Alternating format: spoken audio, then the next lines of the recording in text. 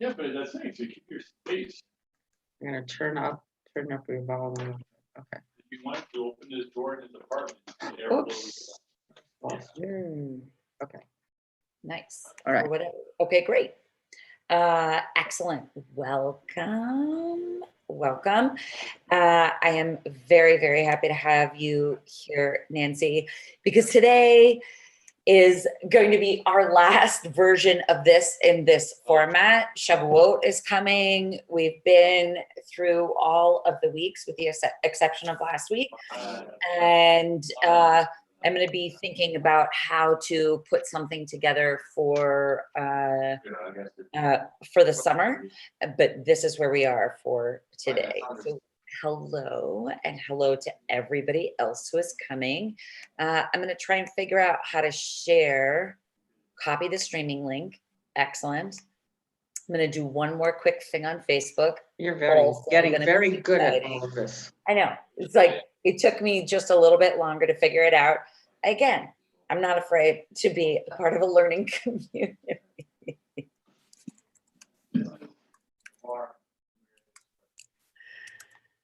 Okay.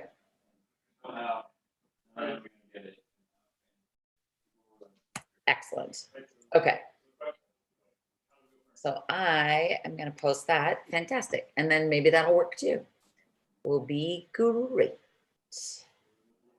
Okay. Nancy. Yes. Today is Malchut.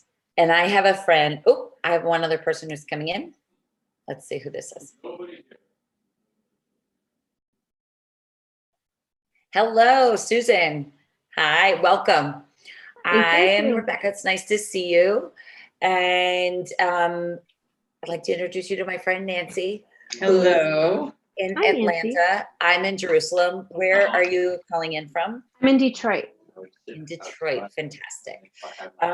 Well, welcome. This has been an experiment in studying different soul traits together in community, even though we are separated and far apart from each other. And we've been on a little bit of a journey from Passover until the holiday Shavuot that's coming up this Thursday. And there's a whole pattern of how the days and weeks are invented according to the Kabbalists.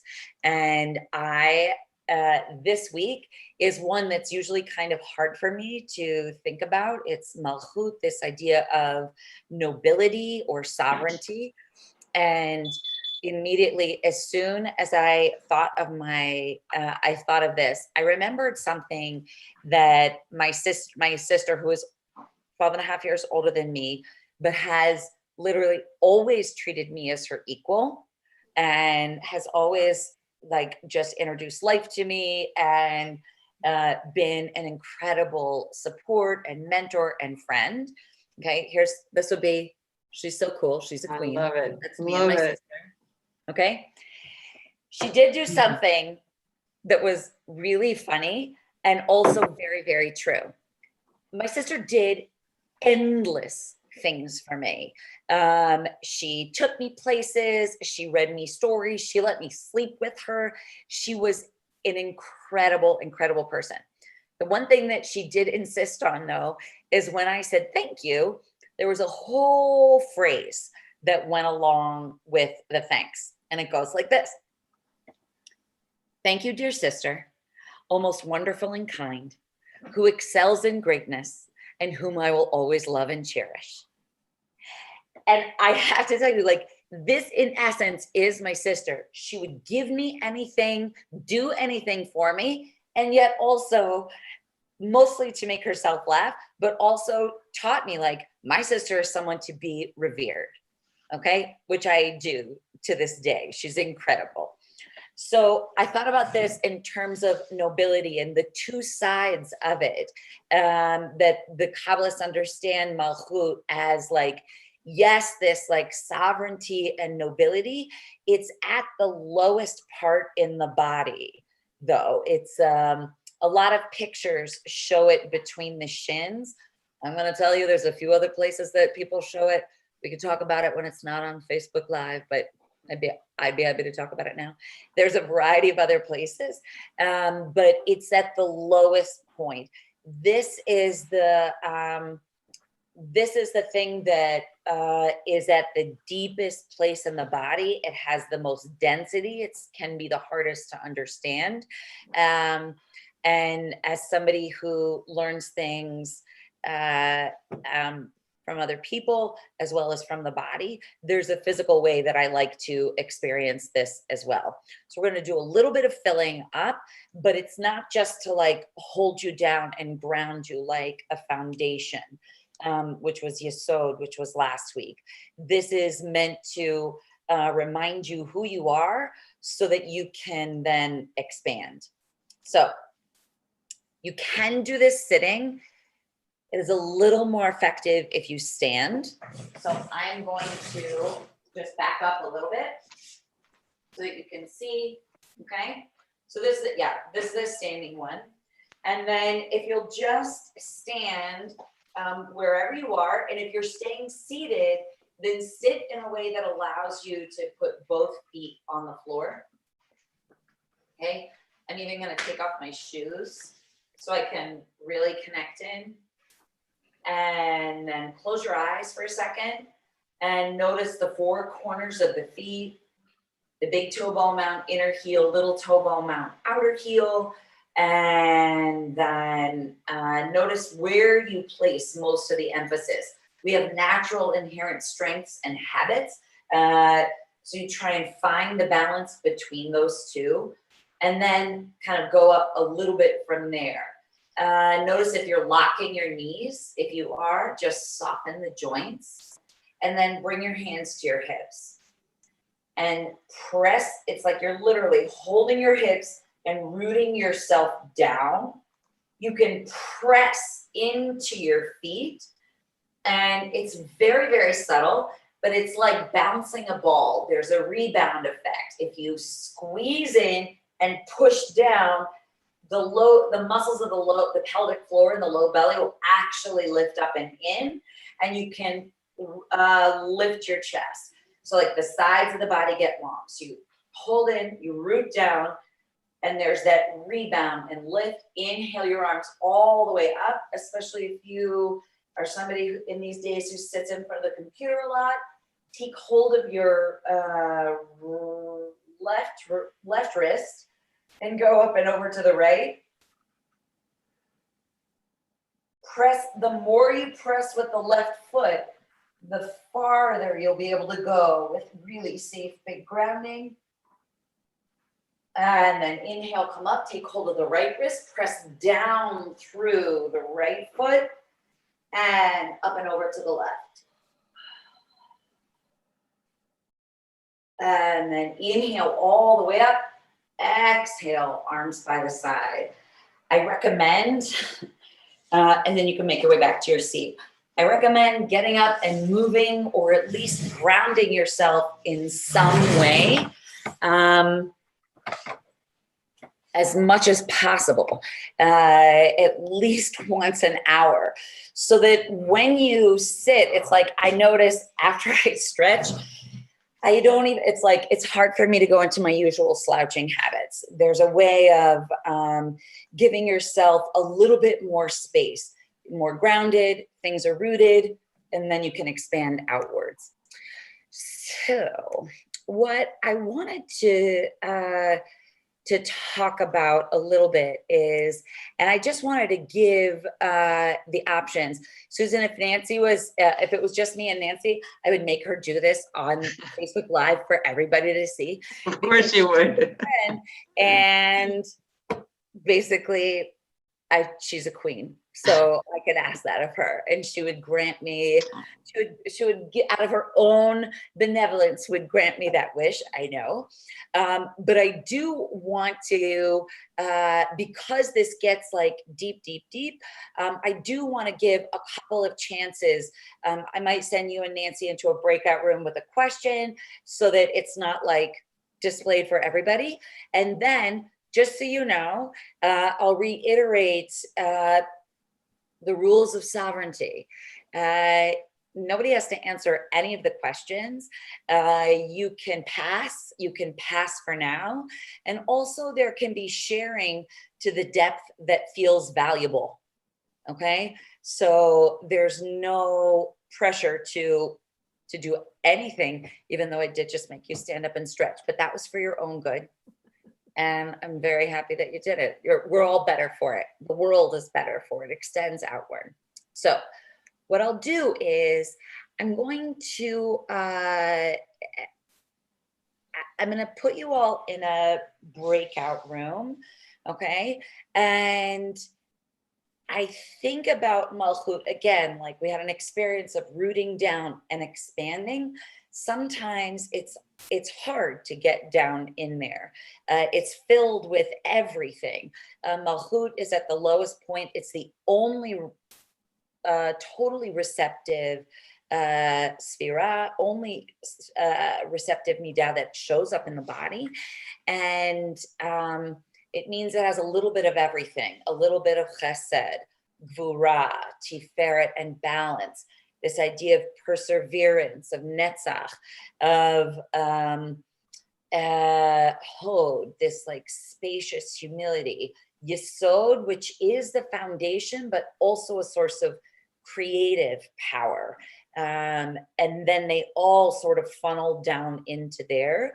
I wanted to give you all just a couple of minutes in a breakout room to plant your feet. You can stay seated, but like the feet planted so that you're feeling grounded. And each take 2 minutes to just say hello, meet each other, and talk about what's filling you. If we're here to explore this midah of malchut and how it's a container, there's going to be, and it holds everything. There's a lot in there. Okay. And if there's anything that I've learned from this practice, it's that it's all worthy of exploration and skillful understanding. So we're going to look at it with love, the love that's in chesed, with a little bit of skill and alignment that's in gvura. So that is what we're going to do. Does that feel clear? The question is, what's filling you? Yes. 2 questions. Yes. First, going back to what you said about Malchut being the only midah that of all of the midot that is receptive. Is that what you like? What does that exactly mean? So 2 things. This is a really good question. Okay. So the word midah literally just means like it's a value. Right. From my teachers, I translate it as a soul trait. Mm-hmm. Okay. Right. Okay. And then when we look at these midot as they show up in counting the Omer, where they're called sphirot, and where this particular, like in this understanding, as this shows up in the body, you know what I mean? You have like that, you have chesed, gvura, tiferet, netzach, hod, yesod, and then malchut. Okay. Everything else, it's sort of like you might have like, you know, the first week we had chesed shebechesed, gvura shebechesed, tiferet shebechesed, netzach shebechesed, hod shebechesed, yesod shebechesed, and malchut shebechesed. Chesed brought it up, okay? But all of them pour down into malchut. Malchut is the only one, as it shows up in the body, that everything goes down into. It's literally the coast. It's like, it's receptive. Okay, I got it. And I guess it makes sense where it is in our body. It's what keeps us grounded and planted. And so everything else goes in there. Yeah. I'm going to, and I'm going to give you like the other image that I was thinking about as I've been like practicing with it and working with it today. Like, again, like thinking about like, it is the place where you look and can sort of make sense and order and love on everything that's showing up for you. of all of the things that's filling from your highest self. Mm-hmm. Okay. Rather than like, oh, I should be doing this. Mm-hmm. That's not a, like, that's not the noble that you are. It's like, we are going to look at it, at whatever is there from the highest self. But really, to start, you got to kind of look and see what's there. So the question for you all to take for just a couple of minutes each, and I'll send you a little note in the breakout room. You can decide who's going to go first. I'll give you about a minute to say hello, meet each other, things like that. And then each person will have 2 minutes to just say out loud and acknowledge what's there, what's filling you up. And by filling you up, again, I don't necessarily mean all the things that are nourishing. We're full of it, is the other expression. Mm-hmm. So there's 2 sides of that fullness, and it's all worthy of exploration. And we'll get to that too. Does that sound clear? Got it. Okay. We're about to do breakout rooms. I always want there to be a theme song. I'm working on That's it. okay. Zoom, feel free to contact me. I'm ready for you. All right. So I'm going to send you into the breakout Okay. rooms, and I will broadcast you a message when Okay. it's time for the first person to go. You just have to accept, and then you'll go in there, and that will be great. And I will continue talking to everybody else. I'm going to turn my timer on. Again, I happen to know that I do not keep track of time well. Okay. It's a powerful opportunity to, again, like, it's setting aside the time. It's why the teachers sometimes describe Malchut as having an aspect of anava, of humility, what we studied way back when in the very, very first week. It's like, I'm going to create space. I'm going to create space to look at what is, and without judgment, I'm going to use all of my skill sets to evaluate it, to explore it, and be as benevolent as possible, to treat these things like I am the subject and I am also the ruler. All right. I'm going to send them a message. I feel like they've had enough time to chit chat and entertain themselves. And anyway, I'm the ruler of the breakout rooms. Okay. So they're going to get started with their first person. I'm just getting the message ready for them. And this is my opportunity to notice what is filling me. It's a way of thinking of it is like, what's pouring into me? What am I bringing in? All of the flavors. And one of the things that I have sort of called out for that I am bringing a lot in, I'm just going to write these things down so that I can use them later, is connection. I'm bringing in connection, reaching out to friends more. I am somebody who I love solitude. I love it so much. And at the same time, I have an understanding that it's not good for me. So it's been interesting to see what it's like to call on connection and have it fill me, and sometimes be like, not that much connection, and to find the right balance.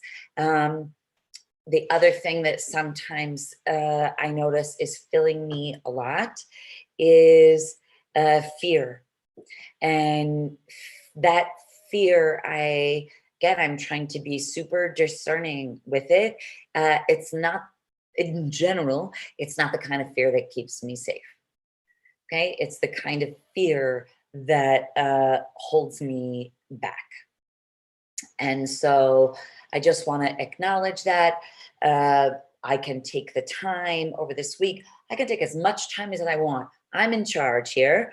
I can take as much time as I want to explore it, see where it comes from, and then greet it with my highest self, like the deepest understanding of both where it comes from, compassion for that, and then how am I skillfully using it. I have not just fear about the health of my loved ones, but the fear, am I going to make the right choices around care for my mom who lives in another country. So the other thing that fills me sometimes is a feeling of helplessness. And okay, so there's connection, there's fear, there's helplessness. Oh, another thing that I feel filling me, even though I don't always want to acknowledge it, is especially after last week and thinking about Yesod and what the foundation is, that I cannot ignore the fact that I have power.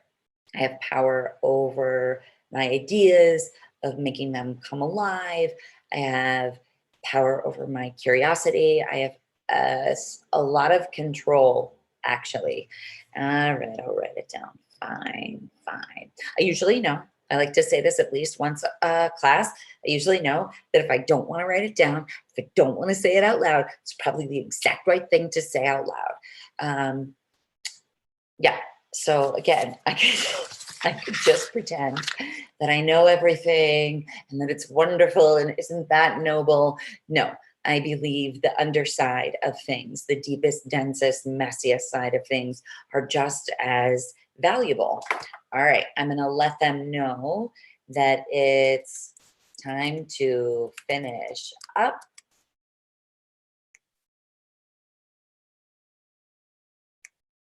And they'll be back with us in about 60 seconds.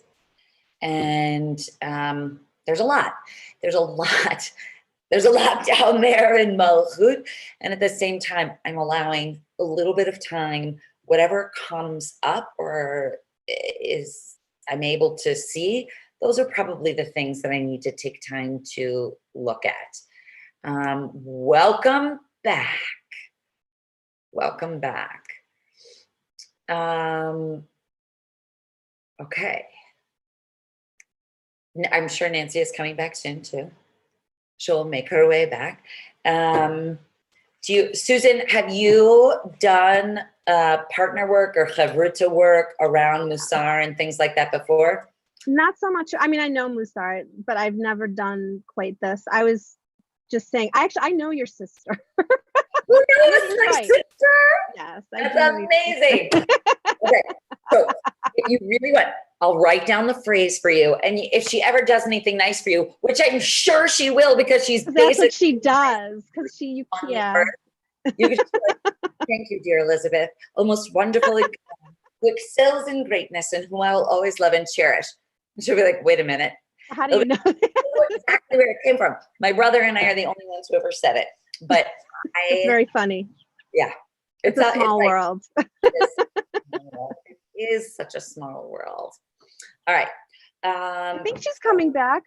We like stopped. We froze, and then I ended up here like I was transported back to Oz or something. Either that, or she might just need to log in a little bit. Mm-hmm. Yeah. Log in again, which is also totally fine. Sometimes she'll send me a message. Let me see.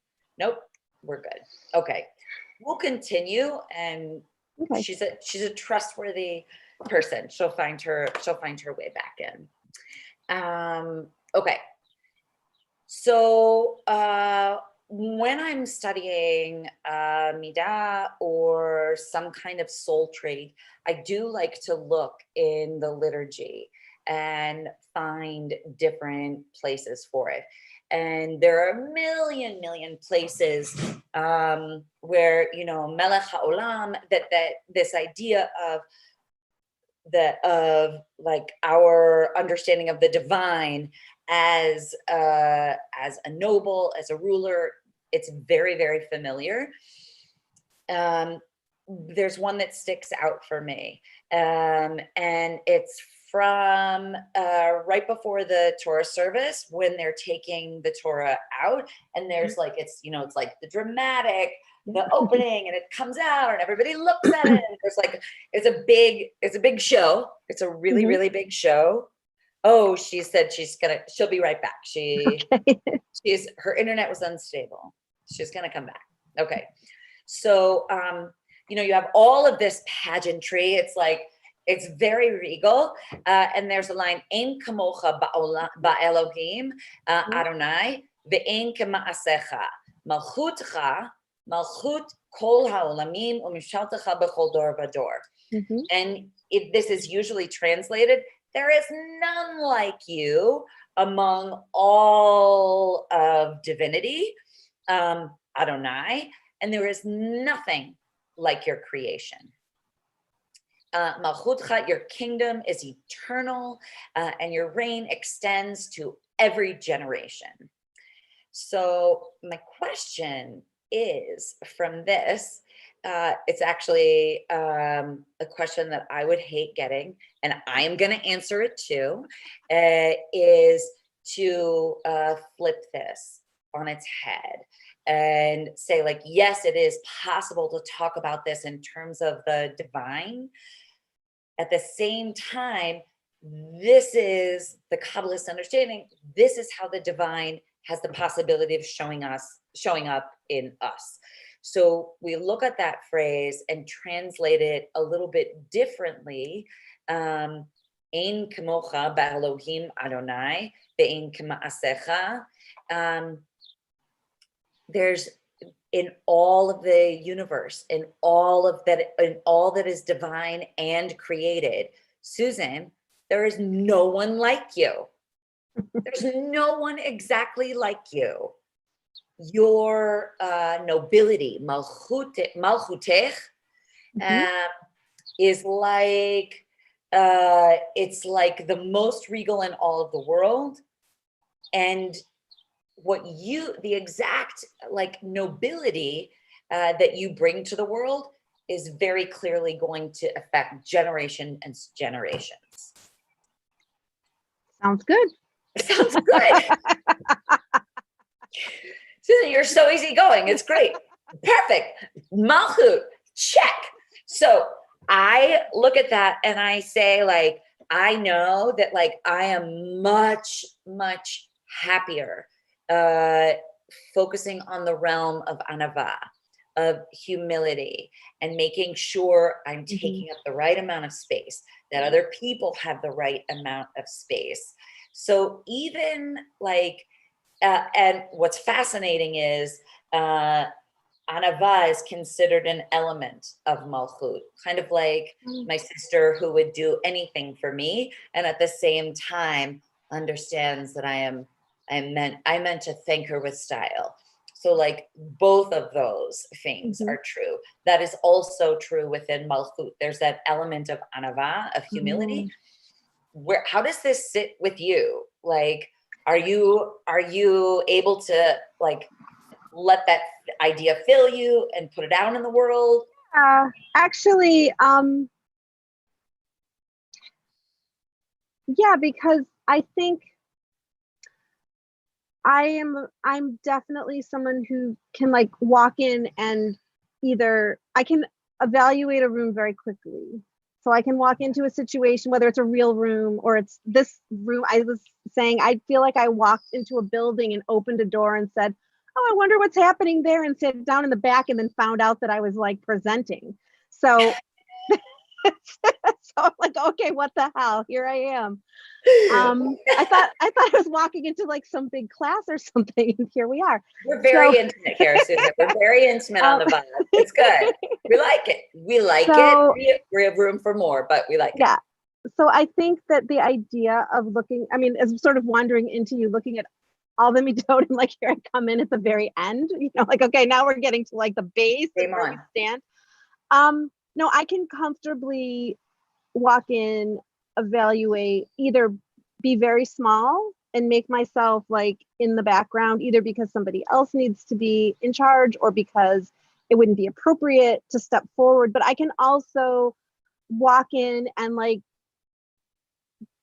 take over, like just say, okay, here's how things need to be. So I actually, this really resonates with me. The idea of having humility, like being an element of Malchut Yeah. is actually, I really like that, because you think of like, oh, well, the sovereign is like, I'm always the boss, I'm always in charge, I'm always right, I'm always, and I feel like while I can definitely do that when it feels appropriate, or can maybe too much step into that with, because that's like my natural, like, of course I know what I'm doing, I'll be fine. That idea of having to let the humility be an important element of it, of being not just a leader, but like having that foundation. You said that's like sort of based, Yeah. in our legs. Like if you have to have the foundation of feeling solid and being able to manage things, Mm-hmm. I think it's also, I like the idea that we're also supposed to kind of step back and look around and evaluate. So that it's exactly what I needed to hear today. Thank you. Oh my gosh, I'm so happy. I'm so happy. And I love, like, I have to tell you, it's like, it's also, this is exactly what I needed to hear. It's something that I have a lot of discomfort with. I can do it. I'm an educator. I'm happy to hold space with people. I understand how to be discerning, do all of these kinds of things. And at the same time, to be like, here's what's really great about me, and like just kind of pull that up. It's like, I'm telling you, like if somebody said like, we're going to talk about Ein Kamocha, but it's going to be about you, I would be like, thanks, that was great. I have to go. So at the same time, like, I'm gonna do it. Okay? So we're each gonna just say at least one other thing. Okay. What is something that again is like ein kamocha, what that is like no one else? Yeah. About you. Yeah. I am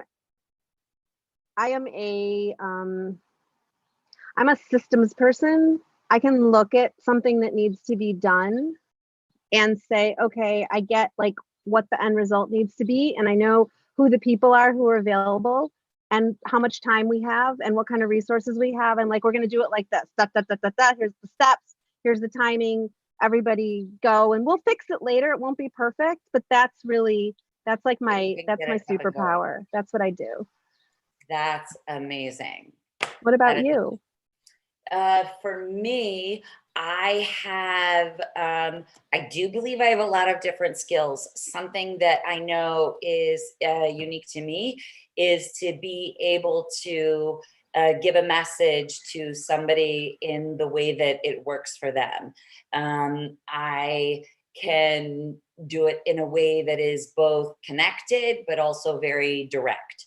And I see it in teaching yoga. I see it in mentoring different experiential educators, which I do in some of my other work.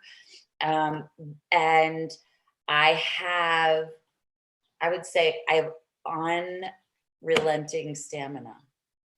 It's like, I just get very excited about it. And like, there is, and that stamina can apply to both a sense of play, as well as like the flip side of being taking things seriously. I tend to describe it as I take things very seriously, myself not so much. So it makes things easier. Okay. So Nancy's coming back. Oh my gosh.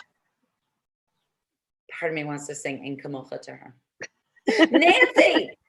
Nancy, you came back. It's perfect timing. I have a theme song for you. En Kamocha Elohim Adonai, Ben Kamaasecha, Malchutecha Malchut Kol Olamim, I feel like I should stand up. Vador. Okay, Nancy, Yes, I'm so sorry. I am, first of all, you came back. I'm so happy to see you. Well, I've been taking this whole time trying to get connected again. That's what happened. Did you see my text? I did. And we knew, I told Susan, I was like, Nancy will find her way back. So what we were just talking about is how the piece of liturgy that I think supports Malchut in a very interesting way is Ein Kamocha, okay? And Susan, you just need to know there really is no one like Nancy, okay?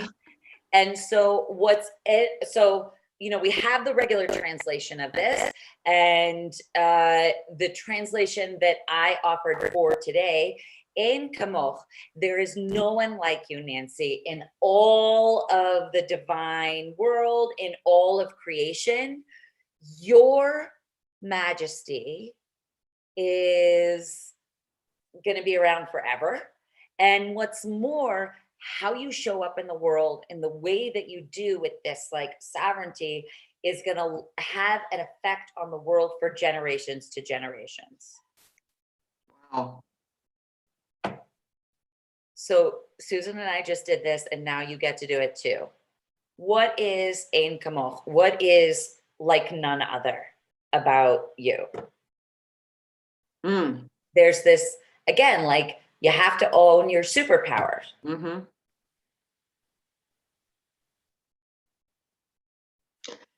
Susan was really good at this. I was like, I hate this question, but I know I need to answer it anyway. I would have loved to heard what Susan said, because we were just getting to know each other before I got cut off. I know. Oh, she said everything's breaking up. I've been having internet problems as well. So Also, now I think I'm back. Let's see if I can. Yeah, you are back. Okay, Nancy, I'm going to give you one chance to. I'm trying to move. Maybe I'll be more stable here. I don't know.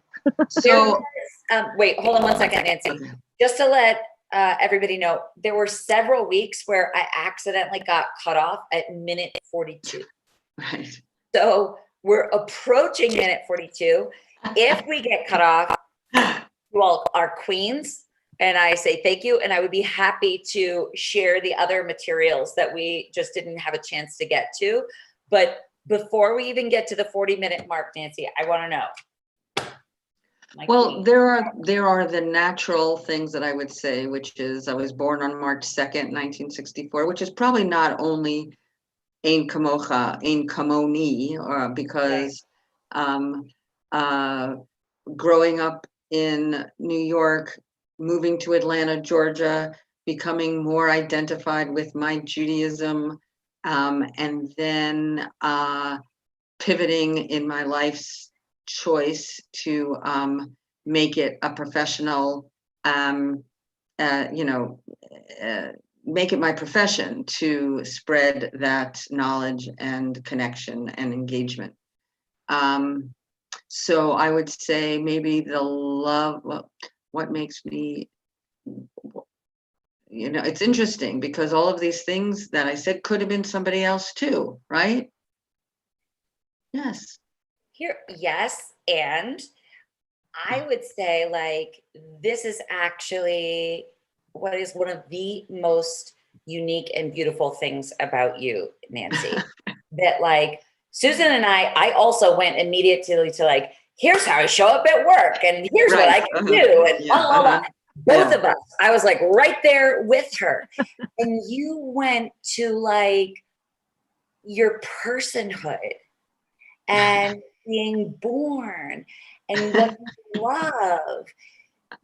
And this is actually like that you are, it's like, I would say like, I'm a doer instinctively. And there is like, we need more people who know how to be. And that is like a really incredible superpower of yours. Like, this is who I am. You do too. It's not that you don't do. It's not an either or, but literally that you just like, you described your being in a way that like, I'm like, oh, right, we're human beings. That is what you bring to the world. You consistently remind me of like humanity and love and desire and putting those things out in the world. Wow, thank you for that. That's good. And you're, that the interpreter, which is also a good a good, Malchut quality. I would have loved to hear what Susan shared. Do you want Because to tell her one more? yeah. Just tell her because it's so cool. I'm like, oh, Yeah. I want to see how your brain. No, I can works. tell you, I'll give you the 3-second version. I said, Okay. what makes me unique, what makes me identifiable, gets true in my work, in my family, among my friends. I'm a process person. So I can sort of evaluate what needs to get done, who's available, how much time do we have, what resources do we have. We're not going to get it right the first time. So here's how we're going to do it. And we're going to do it. And it's going to get done. And everyone's going to feel like their contribution was valuable. And if I gave them the wrong job, we're going to find them a different job. Like just that kind of, I run a very tiny business with one business partner and a couple of other people working for us. And we get a heck of a lot done.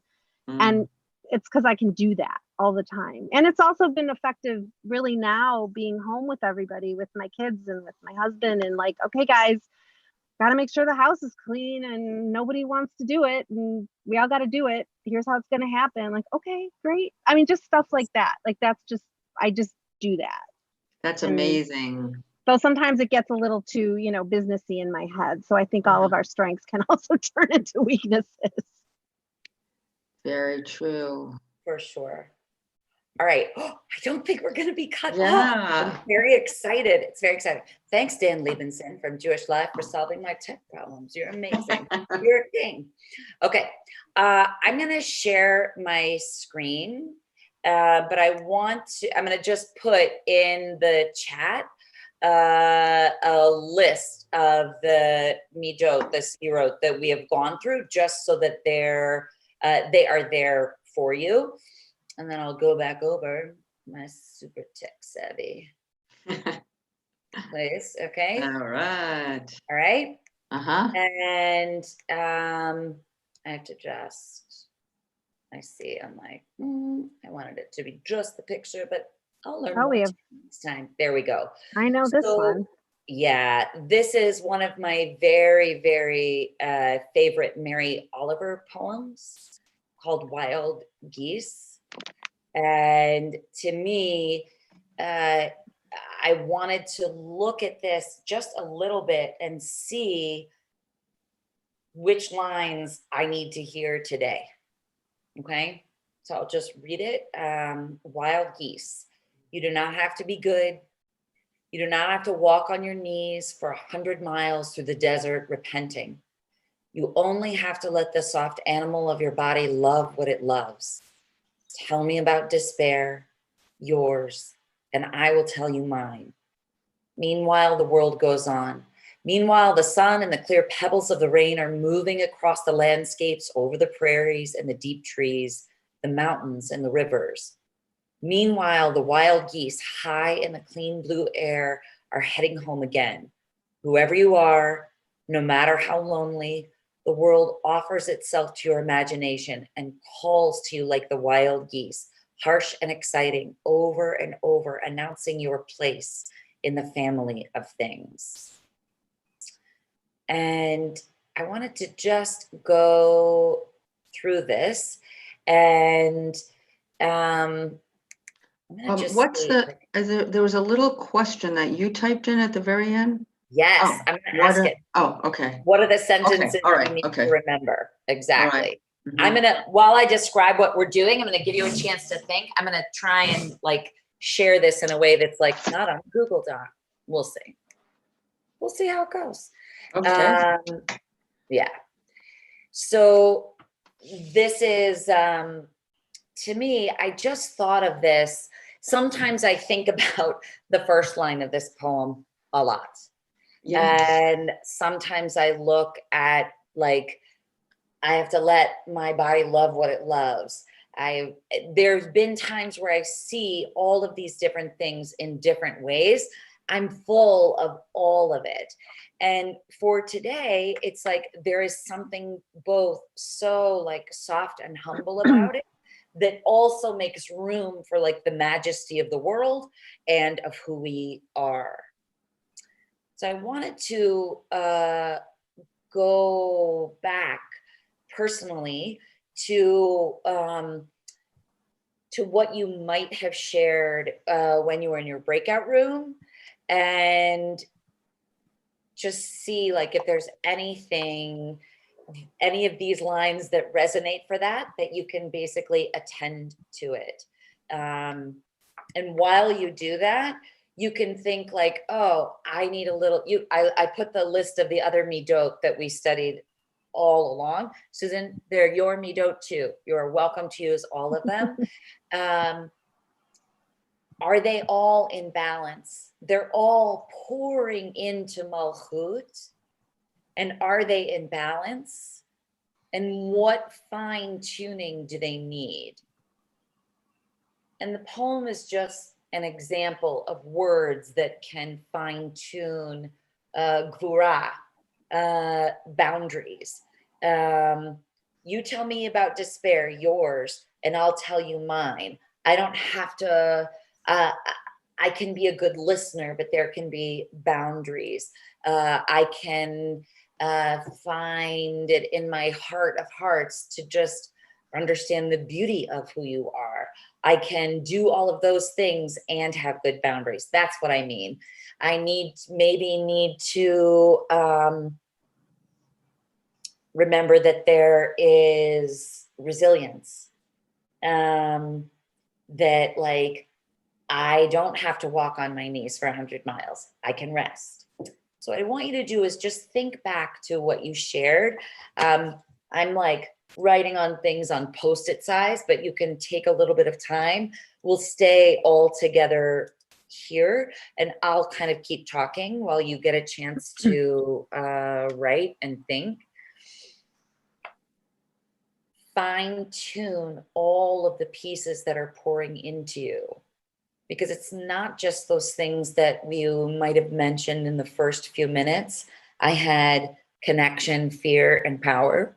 But all of those things are a part of you. And what is the fine tuning that they need? And maybe the words of this poem help with that fine tuning. So again, you can go through and think for yourself. I'll talk a little bit more and then invite you to share if you would like. Again, if not, no worries. Okay. The idea of connection. I just want to tell me about despair. To be unafraid to hear things that are hard for other people out of connection, and even more so that I will tell you mine.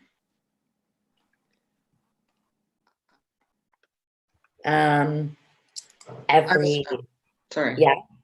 No, I don't, it's so funny, or not so funny, but I was writing down, tell me about despair, right when you said, tell me about despair. It's written right here.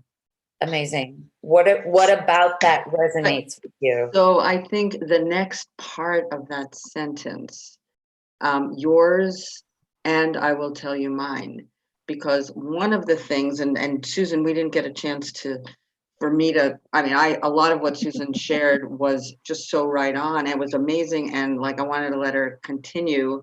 And it also resonated with me. But one of the things, thinking more about